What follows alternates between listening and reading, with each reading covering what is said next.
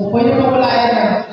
Kasi yung tinatawag na ito na pula, kulay lang po yun. Kulay lang yun. Pero kung anong gagawin mo ito, parehas lang. Ay, natry na. Natry na po namin ito. Ilang kulay ito.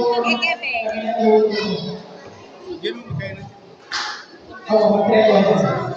Ipakan na po. Hindi na po yung bibili. 199. Tapos, maglagay po kayo nito, hindi po mas pa.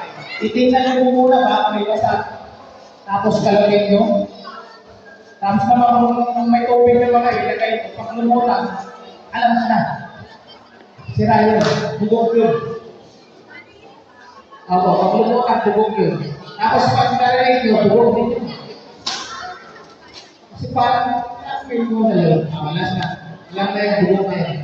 Tapos mawarin po yung itlog na may basa. Huwag yung bumilagay ito pag may basa. Piliin nyo talaga. Kasi pag may basa yun pag magsisimula yung babaho. Babaho ng itlog. Lahat yun. Lahat na pinagay mo, babaho lahat. Ito lang po, itlog lang. Tapos maganda po kung may naman yung last night.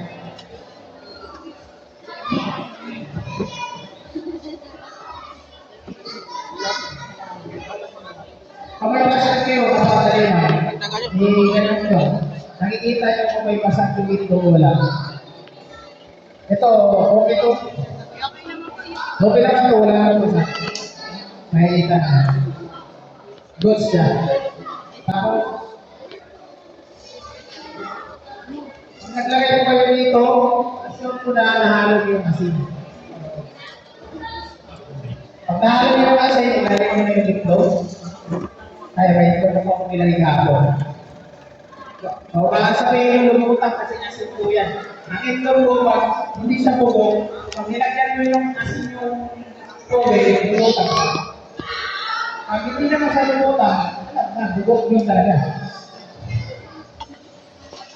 Ayan, ilagay ko na po yung itlog na pinagdad ko mo. Makikita yan po ako ng 24 days. Tapos, doon po ito. Pagkatapos po yan, ito lalagyan nyo lang po ng tubig. Kung mayroon kayong tubig, para sa yung magiging tawag nito. Sabi ito para patay-patay yung alam. Hindi po kasi, kung nilutang lang yan, kung kabila yan, dito sa baba, maalas. Dito naman, kasi lumutang ka daw, maalas. Kaya lalagyan mo sa ng tubig. Oo, para lulubog siya, patay-patay.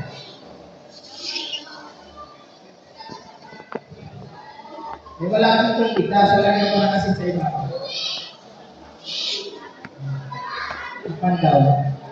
Para yung nasa talaga, kaya.